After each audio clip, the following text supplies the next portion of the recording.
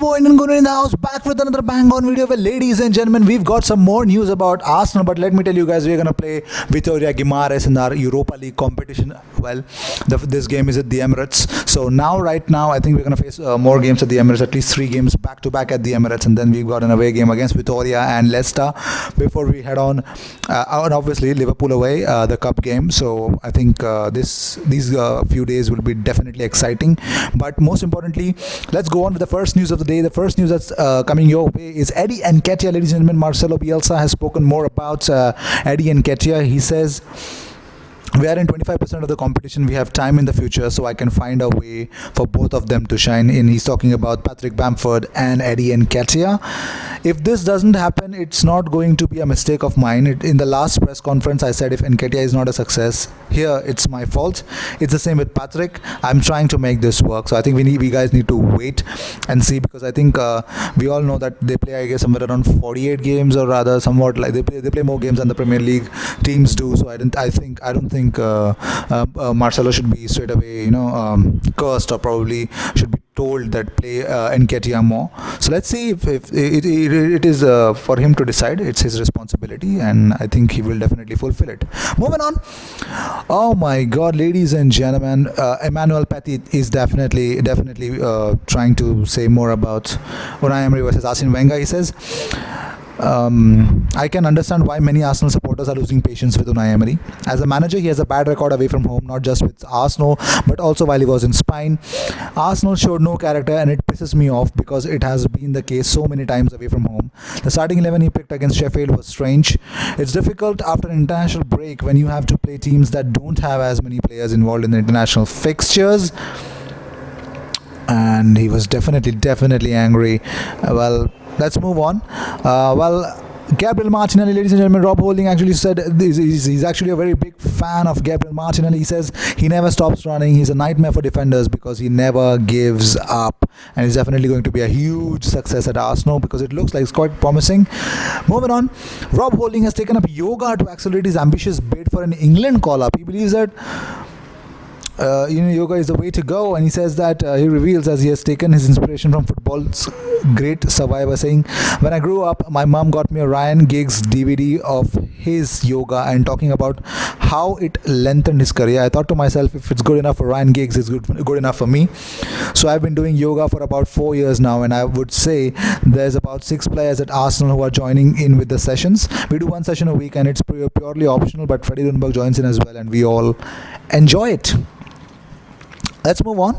Former Arsenal striker Charlie Nicholas believes Unai Emery has to play Pierre-Emerick Aubameyang on the wing to accommodate Alexander Lacazette. He said a lot of time, even when Alexander Lacazette is fit, he doesn't play him because he says Aubameyang prefers to play through the middle. But Aubameyang actually plays better for the team when he's slightly coming in behind Lacazette, because it gives you the ball in over the top. They rely on obscene amounts of goals that Aubameyang scores. Playing in an average team, they need to play him with Lacazette.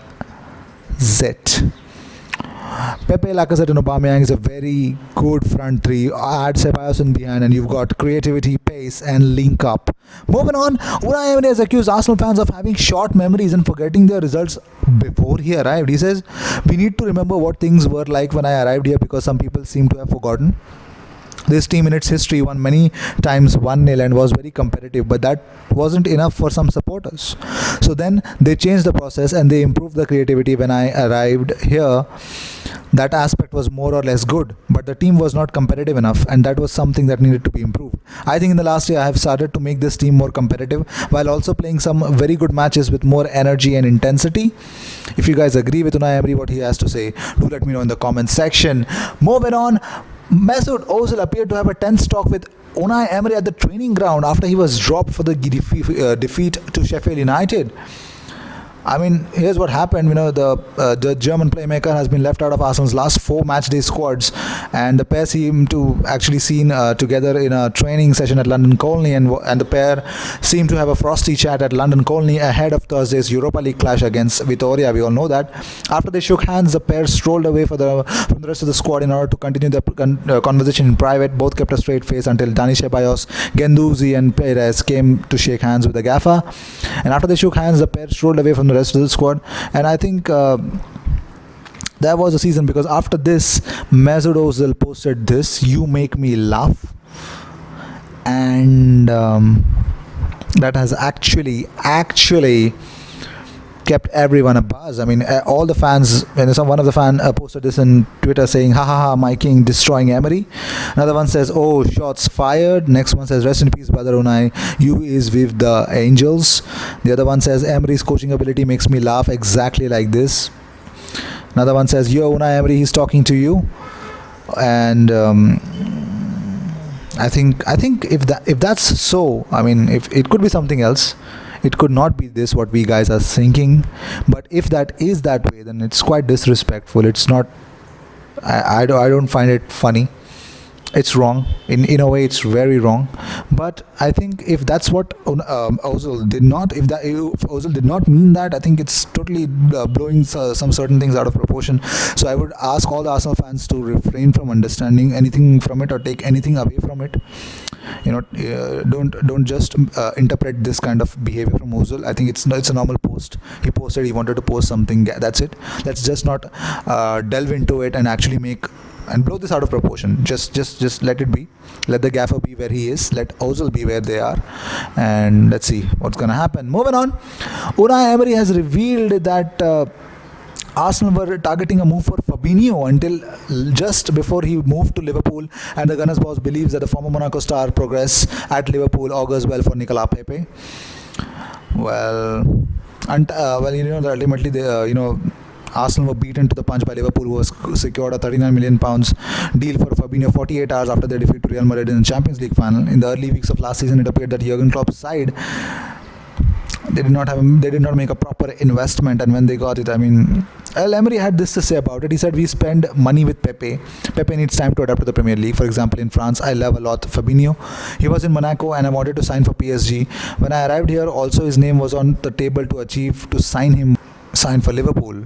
The first 6 months he didn't play. It was adaptation, but now he's amazing, and I want the same with Ceballos and with Pepe. We need patience, but Pepe is improving. But on Monday, the key to win was with him. If he scores the first goal, it's different, but it's one process, and I believe in him. And I know we need time and patience. The supporters have patience, some more than the others, but I know we are convinced. We are going to fight to convince them, and tomorrow to show another 90 minutes at the Emirates, and then on Sunday, Arsenal would subsequently. They went on to sign Lucas Torreira this summer, and something else happened. So let's see if that's going to happen or not. Well, these were the news of the day. I hope you enjoyed whatever came your way. Mesut Ozil versus Unai Emery.